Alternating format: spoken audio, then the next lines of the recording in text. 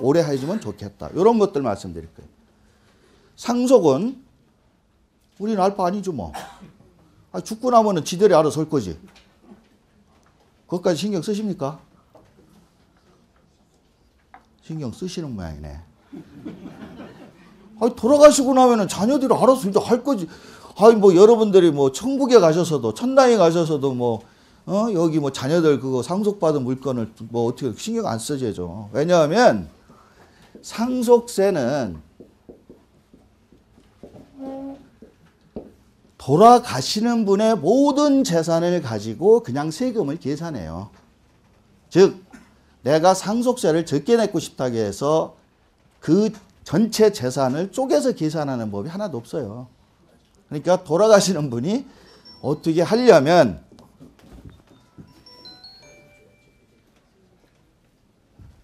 그 재산을 미리 증여를 한다든지 아니면 다른 절묘한 방법으로 돌려놓으셔야 됩니다. 그래서 이거를 절세 강의를 하다 보면은 어디로 간다? 탈세로 간다. 근데 오늘 방송에서 저렇게 촬영까지 하는데 지가 이걸 하겠습니까? 안 합니다. 이건 개인적으로 물어보세요. 예. 그래서 오늘 강의할 주제는 주로 양도소득세가 되겠습니다. 자, 첫 번째 여러분들이 반드시 알아야 될 게 비사업용 토지의 양도세입니다. 지가 가지고 온 교재하고 여러분들 거하고 틀릴 수가 있어서요. 만약에 틀리면 얘기를 하세요. 우선 오늘 나눠드린 것이 총 20개의 항목을 제가 추려가지고 만들어드렸어요. 이 20개의 항목을 과연 1시간 반 동안, 제가 5시까지 하는가요? 6시까지 하는지 모르겠네요. 그러면은 1시간 반 동안 과연 이거를 전체를 다 설명할 수 있을는지는 모르겠어요. 하는 데까지는 하겠습니다. 그러면 이 20개의 개정시법 항목 중에 보면 1번이 비사업용 토지 양도시 추가과세 이런 용어가 나와요. 무지하게 어려워요. 세무 전문가들이 아닌 이상은 이게 뭔 얘기냐. 아주 쉽게 얘기해 드릴게. 나대지를 가지고 있다가 파면은 다른 사람보다 10% 세금 더 낸다. 이 말을 이렇게 어렵게 쓴 거예요. 우리 그 이야기는. 자, 여러분들이 저건 땅입니다. 건물 아니에요. 착각하지 마시고요. 예전에 여러분들한테 중과라는 말이 많이 나왔을 때 여러분들이 정확히는 몰라도 집을 3주택 이상 가지고 있다가 하나 팔면 세금 60%. 즉 하나 세 채 중에 하나를 팔았다 1억 원 남았다 6천만 원 내라. 뭐 이런 논리였다고요. 이 얘기는 들어보셨을 거예요. 세금 폭탄이라고. 근데 이 얘기를 할 때 뭐가 나왔죠? 비사업용 토지라는 말이 나와요. 즉 비사토라는 얘기는 투기용 땅이다. 이렇게 판단하는 땅을 파시면 이것도 60%. 이게 중과제도였어요. 핵심이. 그런데 작년 1월 달에 이게 없어졌어요. 이것도 없어졌어요. 그래서 다 없어진 줄 알고 있단 말이에요. 그런데 싹 없애놓고 요것만 10% 다시 추가과세 하고 조항이 생깁니다. 요거는 없어요. 즉 집은 빨리 지금 많이 가질수록 애국자다 이래가지고 임대차 보호법도 뭐 완화시키고 주택임대법 이러는데 땅에 대해서만큼은 아직도 정부가 보는 시각이 투기로 봅니다. 투기로. 그래서 이런 투기용 토지라고 보는 것이 아무것 대한민국 땅 다 그러면 안 되지. 대표적으로 나대지예요. 나대지. 건물 안 짓고 있는 나대지. 그 다음에 농지인데 자기가 농사 안 짓는 거. 농지. 농사 안 짓는 농지. 임야. 자기가 살지 않는 동네에 가지고 있는 임야. 이걸 투기용으로 가지고 있다. 이렇게 정부는.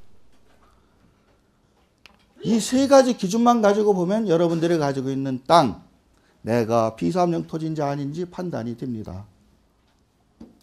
시골에 예전에 상속받은 종종 임야가 큰 게 있어. 그게 개발이 돼가지고 갑자기 한 100억, 200억에 누가 건설이사 와서 사겠대. 근데 세금은 남들보다 훨씬 더 내야 돼요. 왜? 그 동네에서 내가 안 사니까. 서울서 살고 있으니까.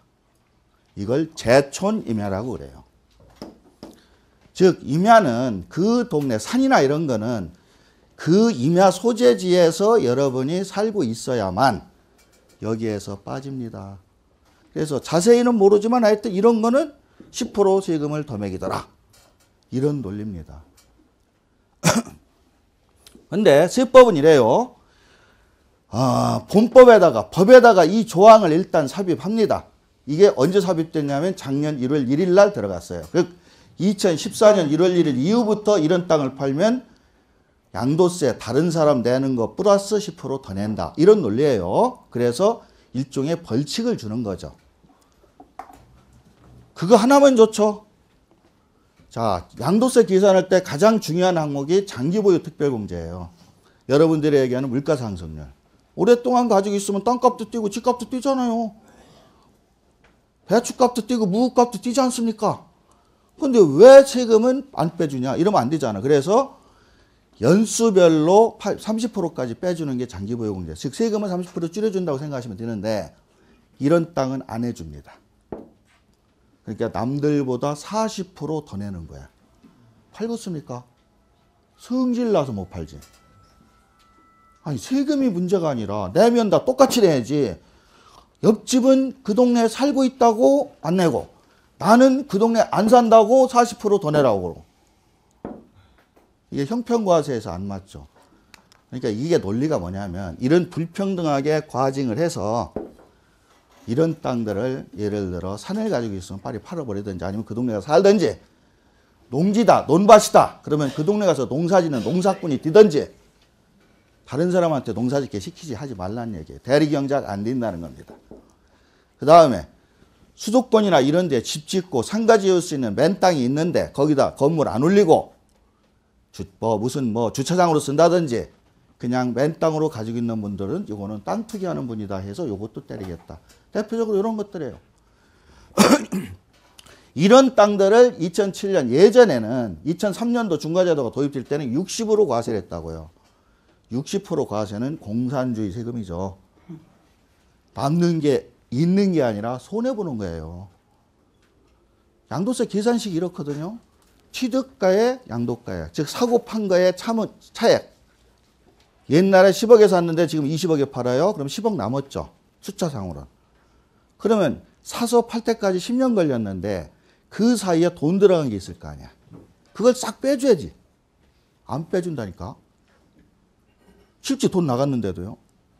빼주는 거는 법으로 정한 몇 가지만 있어요. 취득세, 법무수수료, 중개수수료, 그 다음에 그 토지 같으면은 뭐 계량비, 건물 같으면은 뭐 인테리어비 이렇게 정해놓은 거 몇 가지만 빼줘요.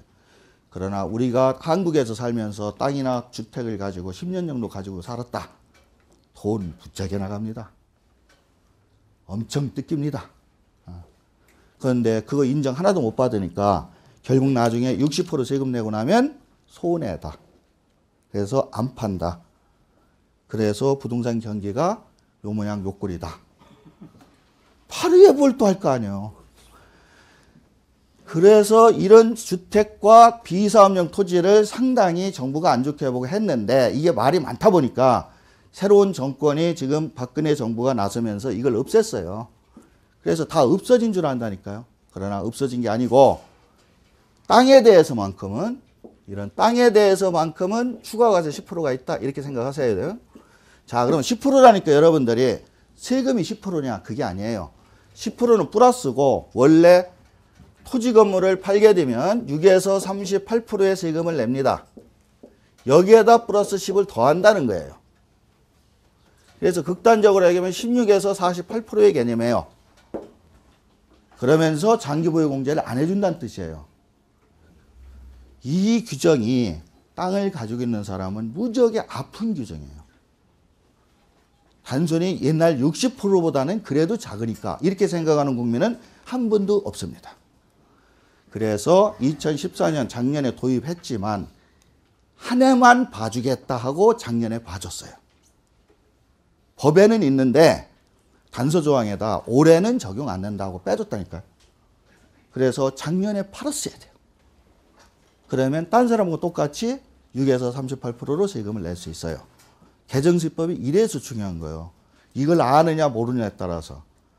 그래서 작년 말대로 2014년 하나만 봐주고 올 2015년 1월 1일부터는 안 봐준다 하면은 이제 제가 설명드린 대로 세금을 내셔야 돼요. 그렇게 됐다고 하면은 이런 땅 가진 분은 지금 통탄을 금치 못하죠. 작년 31일이라도 계약할 걸. 그런데 올 통과된 개정안을 보니까 1년 더 봐준답니다. 땅 가진 분들 박수 안 쳐요?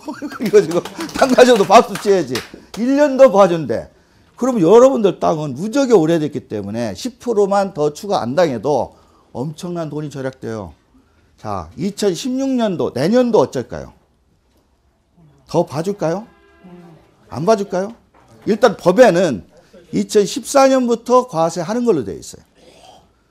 1번 2016년도도 한 번 더 연장한다. 2번 누구 말처럼 아예 그 조항이 삭제된다. 3번 연장 안 하고 10% 추가 과세 해버린다. 1, 2, 3번 중에 정답이 뭘까요? 아무도 모르죠. 아무도 모르고 누가 알아요 지금. 농지의 경우 농지은행을 통해서 경작하는 경우 어떻게 됩니까? 그런 거는 이제 사업용이에요. 그래서 지금 강의하는 내용은 비사업용 토지다, 사업용 토지다를 알려주는 건 아니고요. 지금 물어보신 건 사업용 토지예요. 그건 해당이 없어요. 없는데 오늘 강의는 이런 거를 20개를 해야 돼요. 될 수 있으면 이렇게 들어가는 내용들은 좀 전체적으로 좀 보시고 개별 질문이나 저희 카페에 오셔서 상담하시든지 하시면 됩니다. 카페와 상담은 다 무료예요. 자, 그래서 20% 추가과세의 논리는 지금 얘기하는 건 개인에 대한 양도소득세를 얘기하는 거예요. 개인에 대한 양도세. 10% 세금을 더 매기겠다고 하는 게 2014년도에 만들어졌고 1년 동안 봐줬고 올 1년도 한 번 더 봐주는 걸로 됐지만 2016년도는 어떻게 될지 모르니까 팔 생각이 있는 분은 2015년도에 팔아라. 그런데 팔고 봤더니 2016년도에 없어졌더라. 똔똔이지 뭐. 그런데 2016년도에 다시 생겼더라. 그러면 속으로 박수 쳐야지. 그러니까 여러분들 판단에 어떻게 될지는 생각하세요. 제 개인적인 생각은 10% 추가과세 합니다. 왜 하냐면 개인의 양도세 문제로만 국한된 것이 아니고요. 법인이나 사업자의 세금과도 연동되어 있기 때문에 이거를 없앨 수가 없어요. 두 번째는 예전에 여러분들 들어봤겠지만 토지 초과이득세라는 거 있었죠. 예, 사람 죽고 난리 났었잖아요. 영종도. 영종도 공항. 그때 제가 인천세무서에서 그 담당 반장했어요. 마저 죽을 뻔했습니다. 영종도 주민들이 석유 들고 와서 불사 지른다고 세무서 오면은 도망 다니고 조사하러 갔다가 어디 잘 데도 없고 그때 땅이라도 사둬야 되는데 그런 생각은 하나도 안 하고 어찌됐든 땅에 대한 정부의 논리나 이 민주국가의 논리는 절대로 놀려서는 안 된다는 거예요.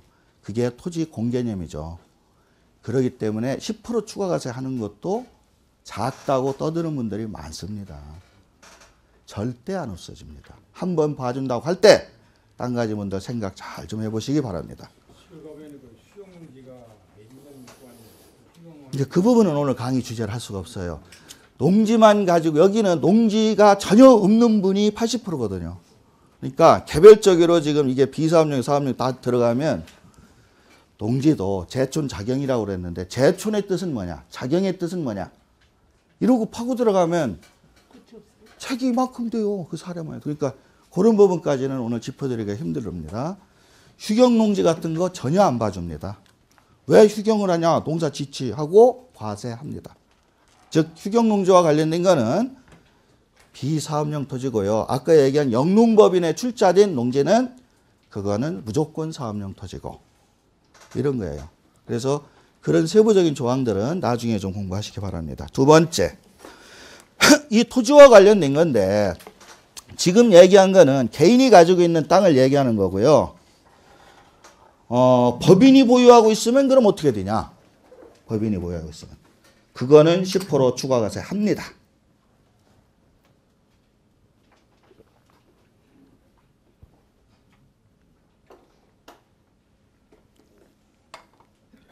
일부 우리가 그 부동산을 그 세금을 절약하기 위해서 개인 명의로 부동산을 취득하지 않고 법인 명의로 부동산을 취득해서 매매하는 경우가 있어요.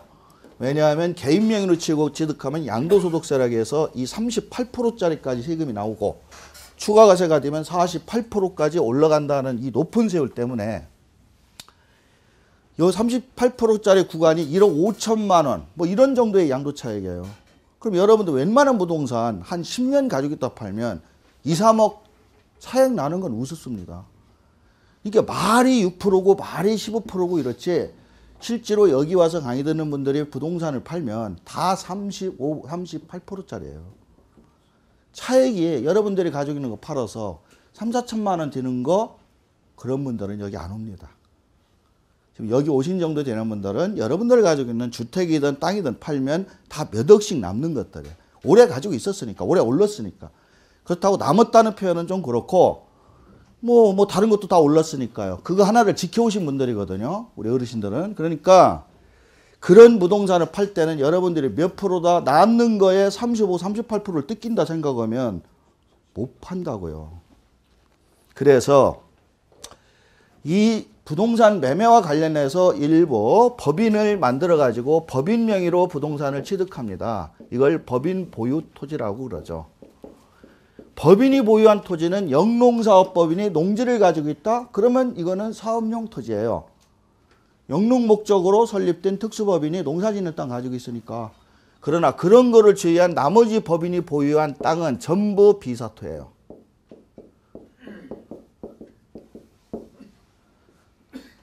법인이 재촌 작용한다? 영농법인 말고는 답 없어요. 법인이 농지를 사놨다? 다 투경입니다.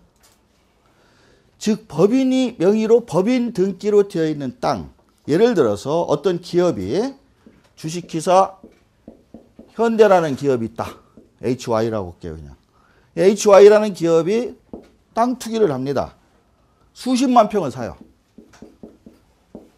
그리고 뭐라고 하냐면 여기다 사옥을 지으려고 한대. 공장을 지으려고 한대. 그런데 지으려고 한다지 지친 안 했어. 그러면 이 땅도 자기들이 어떤 사옥용이나 업무용으로 건물을 짓기 위해서 취득했지만 비사토예요. 이런 땅들을 가지고 계속 땅값 오를 때까지 기다리거든. 실제로 거기다 그 용도에 맞게 안 쓰고. 이런 것들을 막기 위해서 법인이 가지고 있는 땅은 일단 무조건 비사토하고 이 법인 보유의 토지는 10% 추가과세를 2014년도에 똑같이 개인한테도 할 때 법인한테도 똑같이 하는 걸로 법은 제정이 됐고 시행도 됐습니다. 그래서 무지하게 헷갈리는 얘기요. 개인 양도세는 법 똑같이 만들어놨는데 개인은 시행 안 하고 법인만 시행을 작년부터 하고 있어요. 법인만. 지금 개정시법은 올해에도 똑같이 시행하는 거는 똑같아요. 그래서 법인 명의로 땅을 가지고 있다가 팔게 되면 10% 세금 더 낸다 이렇게 생각하시면 돼. 근데 왜 법인으로 사람들을 하려고 하냐. 양도세 아까 38% 이랬는데 법인은 10% 20%거든요. 세율이. 그러니까 개인으로 할 때보단 절반 정도 쌍퉁 잘라 먹을 수가 있으니까 요 이름으로 하는데 요 이름으로 하면 법인세율은 반토막 나서 조금 줄지만 요거 추가과세 10% 당해버리면 양도세로 내는 거와 똑같아요. 즉 내가 어떤 토지가 있는데 법인으로 사서 세율이 법인세가 양도세보다 낮으니까 법인으로 사서 한번 관리를 해볼까 이런 생각하는 분이 있으면 하지 말라는 얘기예요. 왜? 개인으로 사면은 10% 추가과세가 현재 아직 안 되고 있으니까 그냥 일반 양도세로 투기를 맞지만 법인으로 샀다가 법인세로 양도세보다 줄인다고 했지만 10% 추가과세를 당해버리면 세금이 더 커져요. 이유는 뭐냐?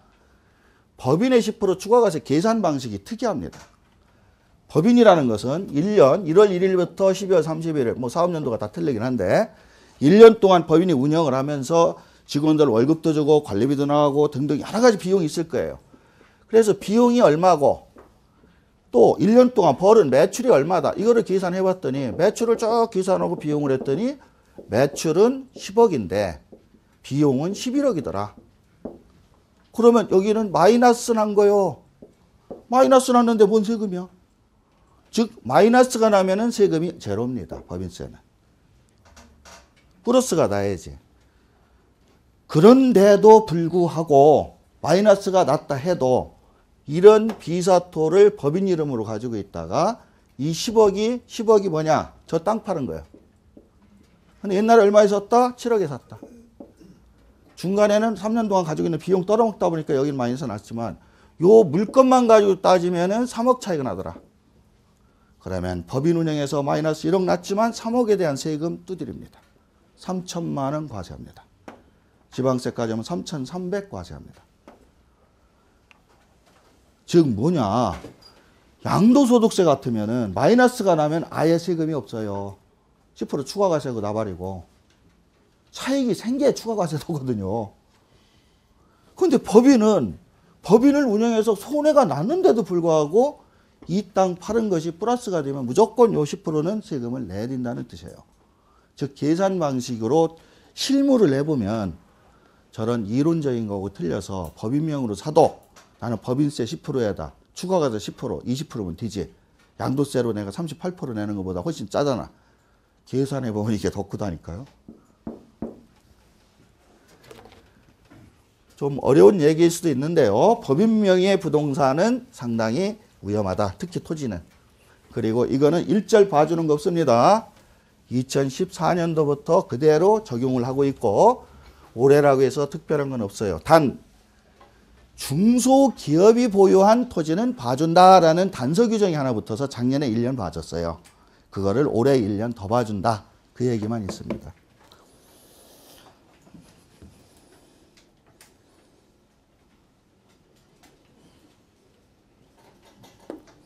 중소기업을 설명하면 또 한쪽 길은데 하여튼 중소기업이 되면은 1년 또는 봐줬고 올해 아까 땅 그 개인처럼 한 번 더 봐주더라. 이런 규정이 있다는 것만 아시면 됩니다. 그런데 부동산 매매법인은 중소기업이 될 수가 없거든. 법률적으로. 될 것 같으면 이렇게 만들었겠냐고요. 주로 제조업, 공장하는 분들, 공장하는 그런 제조업 하시는 분들이 공장을 더 넓히기 위해서 땅을 샀다든지 이런 것들을 봐주기 위해서 만든 거예요. 그것도 1년간 유예. 2016년부터는 과세하겠다는 거죠. 그래서 중소기업 유예 규정은 기업 보호 차원에서 지금 하는 건데 제가 보기에는 이것도 토지 공개념이 들어오기 때문에 올해까지만 봐주지 내년부터는 일단 법인이 보유한 거는 모조리 10% 더 낸다. 이렇게 생각하셔야 되세요. 여기에 뭐 법인과 관련되신 분이 와주셨는지 몰라도 혹시 법인 명의로 부동산을 취득할 생각이 있으면 안 하는 것이 좋지 않겠는가 하는 게 제 개인적인 소견입니다. 그 다음에 3번은요. 건너뜁니다. 이거는 뭐냐면 아까 그 비사명 토지에 대한 잠깐 얘기가 나왔는데 농지를 뭐 어떻게 쓰고 영농 뭐 작용을 하고 이러는데 가장 중요한 개념이 이거예요. 토지를 사가지고 쭉 가지고 있다가 양도를 해요. 근데 이 사람이 농지예요, 농지. 이게 전답이야. 처음에는 이 동네에 살면서 농사를 열심히 졌어요. 그래서 제촌 작용을 이만큼 했어. 그런데 농사 지어서 먹고 살 수가 없어. 그래서 이거를 자식이나 다른 사람들 보고 지으라고 대리경작을 시키고 자기는 서울로 올라왔어. 그래서 요 나머지 기간은 제촌 작용이 안 돼. 그러면 비사업용 토지냐 아니냐를 이게 진짜 농사꾼 땅이냐 아니냐 볼 때 사서 팔 때까지 다 농사를 지어야 되냐. 그건 아니고 전체 기간 중 요 기간이 80%가 된다면 즉 이게 10년이라면 이게 8년 된다면 제촌작용 농지이기 때문에 감면도 되고 비사업용 토지에서 빠져나간다. 이런 논리예요. 이게 너무 길잖아. 이게 좀 쭉 가서 여기 가서 1년 이러면 딱 좋은데. 1년만 농사 짓고 와도 9년 동안 농사 짓다 팔아도 전에 1년 농사 졌으니까 봐준다. 뭐 이래야 좀 좋은데 80% 8년이래 8년. 이걸 띄웠던. 그래서 이거를 요래 좀 봐준답시고 6년이로 줄였다. 60%로. 그 얘기요. 여러분하고 상관없죠. 네. 그래서 전체 보유기간 중 80% 이상이 어떤 특정 용도에 쓰였으면 봐준다 했던 규정이 지금은 6년 60%로 해서 그 20%를 더 좀 당겨줬다 요건데 한 30% 되면은 제가 여기다 열강을 합니다. 근데 60% 여러분들 해당 없을 것 같아요. 예. 서울에 계신 분들은 별 의미가 없습니다. 자, 4번 대충 얘기했고요. 5번 넘어가는데 5번은 여러분들하고 해당 사항이 없습니다. 6번 볼까요? 양도세 필요경비 인정 범위 확대. 이것도 사실 뭐 수용하시는 분들 말고는 그런데 필요경비 얘기가 나왔으니까. 그래서 임대보다는 이제 매매와 관련된 세금이라고 제가 얘기를 하는 게 여러분들이 가지고 있는 땅이 되었든 건물이었든 파시면 양도세를 내야 되는데 양도세의 원칙은 양도 차익을 계산해서 양도 차익에다 각종 공제를 해줍니다. 각종 공제를 뭐 2개밖에 없지만 그래서 나온 거를 과세 표준이라고 그러고 요 과세 표준에다 세율을 곱해서 세금을 따져요. 해서 이제 산출세금이 나오죠. 자, 우리가 손을 댈 수 있는 부분이 있는지 보세요. 세율 법으로 정한 겁니다. 이거 계산식이에요. 더하기 빼기 곱하기. 여기에서 우리가 할 일은 아무것도 없어요. 세무서 직원이 두드리나 우리가 계산기 두드리나 결론은 원 단위까지 똑같습니다. 그러면 양도 차익은 어떻게 뽑느냐? 양도 가액에서 취득 가액을 빼고 필요 경비를 빼면 양도 차익이 생겨요.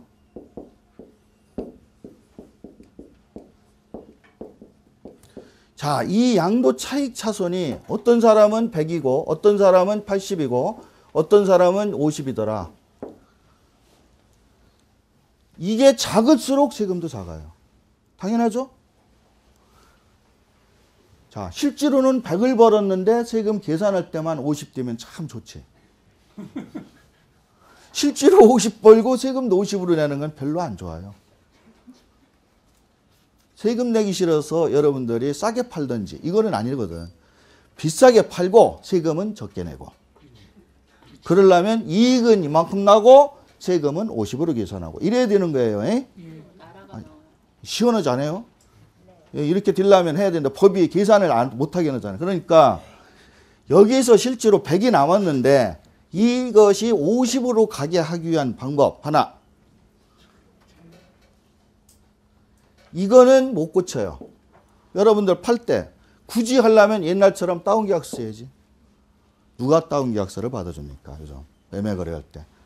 또 다운계약서를 해준다 해도 상대방이 쓰면 안 됩니다. 다운계약서를 써놨다가 나중에 그분한테 그것을 빌미를 잡히면 언제든지 다운계약서를 써서 한번 등기에도 기재되는데 나중에 번복해봤자 무슨 소용이 있어. 천만에. 국세청의 세금의 과세 원칙은 실질과세 원칙이라고 해서요. 나중에 사실관계가 밝혀지면 등기에 올랐든 어쨌든 다시 과세를 해요. 그러니까 평생 빌미를 잡힐 수 있는 거예요. 써준다 해도 말해야 돼요. 그래서 이것 손 못 댑니다. 취득가액 옛날에 산 건데 옛날에 산 계약서가 있느냐 없느냐의 문제가 있어요. 첫 번째, 여러분들이 실제로 예전에 샀던 실제 계약서가 있다. 세금 신고는 어찌했다. 두 번째는 이런 계약서는 내가 10년 전에 샀는데 그 당시 부동산에서 이런 거 만들지도 않았고 무조건 다운 계약서 만들었다. 나는 이런 것도 아예 없다. 한 10년 가지고 있다 보니까 다 날라가고 우리 집 불나가지고 등기 서류도 다 없어지고 그래서 서류가 하나도 없다. 그러면 거민계약서. 여러분들이 부동산을 팔고 옛날 취득 원가를 알아야 되니까 취득 당시에 계약서를 가져오세요. 그러면 일단 이 세 가지의 계약서가 등장합니다. 이 세 개가 다 있는 분도 있고요. 2개만 있는 분도 있고 하나만 있는 분도 있고 아예 없는 분도 있어요. 여러분들 머릿속으로 한번 내가 집에 가서 뒤져보면 저게 있을까 하고 한번 고민해 보세요. 숫자는 이게 제일 높습니다. 요게 평균입니다. 요게 제일 아래입니다. 다운계약서를 중간으로 치면. 실제 계약은 예를 들어 3억에 있다. 그러면 다운 계약서는 보통 2억, 검인 계약서는 보통 1억. 이렇다는 얘기예요, 논리가. 자, 이 아래로 가서 좋을까요? 위로 가야 좋을까요, 우리는? 그렇지. 살 때는 비싸게 샀다고 해야지. 더 좋은 건 1-1 업계약서. 예? 얘기할게요. 그러니까 계약서가 이렇게 여러 개가 있어요. 근데 이런 계약서를 가지고 원가를 입증해야 되는데 세무서 입장은 뭐냐? 사실을 입증하는 금액 이렇게 얘기를 해요. 계약서가 중요한 게 아니라. 근데 그거를 입증하는 게 10년, 20년 전에 기준시가를 신고할 때 누가 있어요? 없지. 그러니까 우리는 이걸 해야 되는데 이게 없는 분은 통이 큰 분은 지금이라도 만들랍니다. 그래. 공문서 외줍니다. 한 분을 어떻게 만들? 그리고 만들려면 상대방이 있어야잖아요. 10년 전에 팔은 그 사람. 10년 전에 팔은 그 사람 찾아가니까 죽었더라. 어떻게 만들어? 그럼 자기가 도장받기 힘든 얘기고요. 이 서류는 있더라. 그런데 이걸 들이대기엔 너무 억울하다. 그러면 가장 큰 문제가 이 두 개의 문제가 있으면 이게 있으면 이거는 뭐 그렇고요. 이게 있으면 문제가 있는데 되게 없어요. 없으면 요게 문제가 돼요. 실진액을 3억에 샀거든요. 근데 1억짜리 검인계약서가 있어요. 어디에 있다? 구청에도 있고 또 여러분 가지고 있는 등기필 서류에 붙어 있다니까요. 이게 권리증에 있다고요. 뜯으러 보면 이게 검인계약서예요. 법무사가 등기 전 해줄 때 만들어준 계약서. 이것 때문에 국기 청문회에서도 맨날 떠드는 거 아니에요.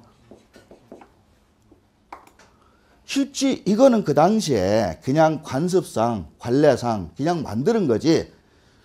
법무사가 그냥 이렇게 해서 등기할 때 취득세도 적게 내고 등록세도 적게 내고 서로 이렇게 하려고 타자 쳐가지고 만드는 거에다 도장받아서 그냥 제출한 하나의 절차상 서류로 다 이해하고 있어요.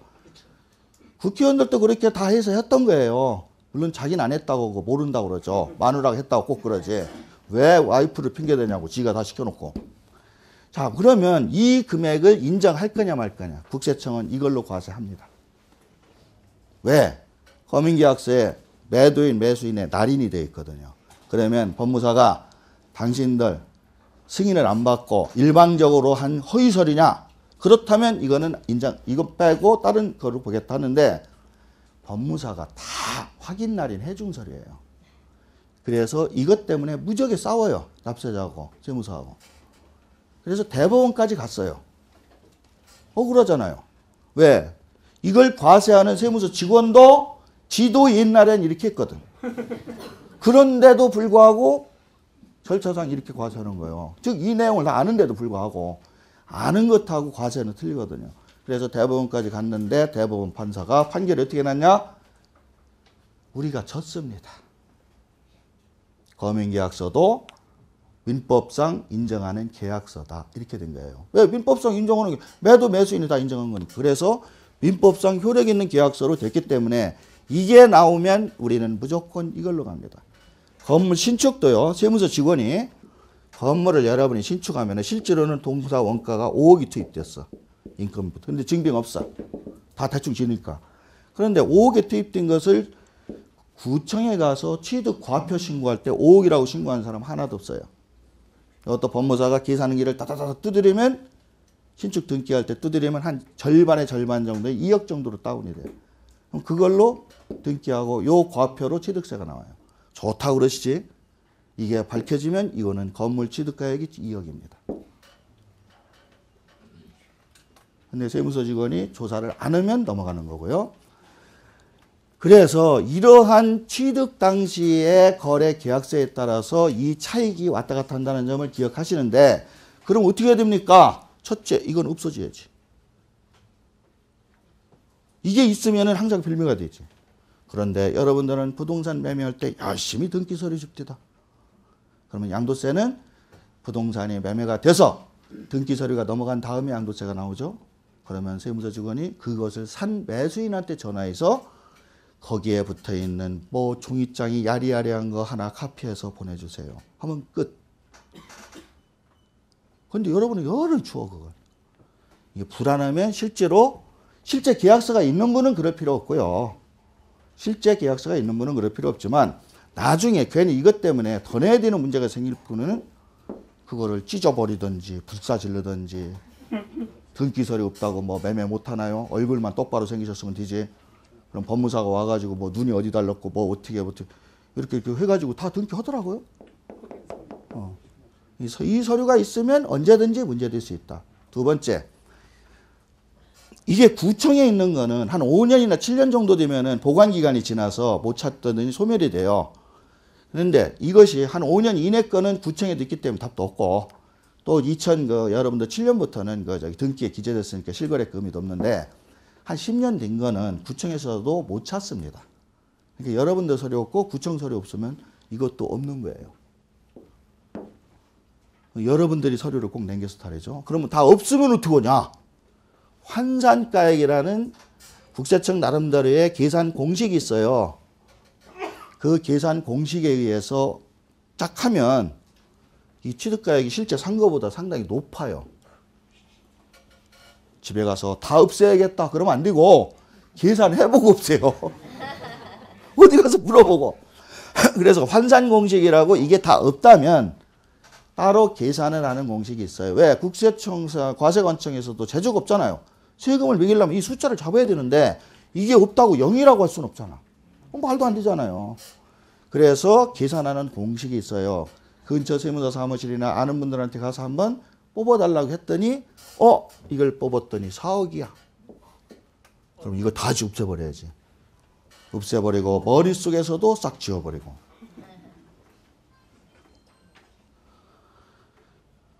이런 식이에요. 그런데 이것이 예를 들어 과세관청에서 이렇게 하기가 조금 아니다 싶으면 어떻게 조사를 하냐면 옛날 팔은 사람한테 물어봐. 얼마에 팔았습니까? 그러니까 그 사람이 죽었는지 살았는지 병원에 있는지 그것도 좀 알아보고. 그러나 거기까지 집요하게 파고드는지는 않습니다. 거의. 없으면은 환산공식을 해요. 그런데 환산공식 했더니 2억이더라. 근데 집에 실제 계약서 3억짜리가 있다. 그럼 이거 하면 안 되지. 이 실제 계약서를 금고에다 넣어놓고 꽉 잠궈놔야죠. 누가 갖다가 없으면 안 되니까. 이런 것이 여러분들한테는 나중에 팔 때 상당히 필요해요. 세 번째, 취득가액은 이런 법적인 논리에 의해서 접근을 하시고 필요경비는 이제 이거는 많으면 많을수록 좋겠죠. 양도차익도 줄고. 그래서 이 필요경비는 영수증들을 많이 모아놓으시면 일단 되는데 사실 양도세에서는 정해진 게 뻔합니다. 그 중에서 작년까지는 인정 안 하던 게 보상받을 때